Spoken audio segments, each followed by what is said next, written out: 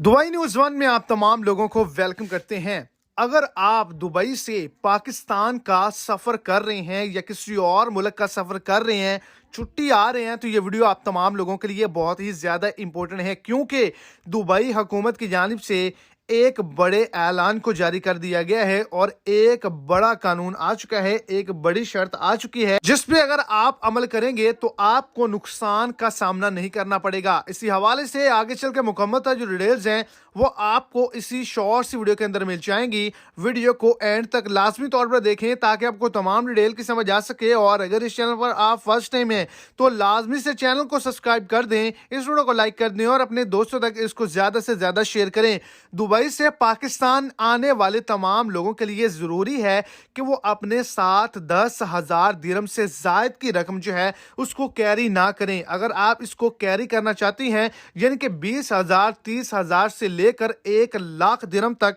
Carry करना चाहती हैं, तो आपको 10% जायद टैक्स का सामना करना पड़ सकता है।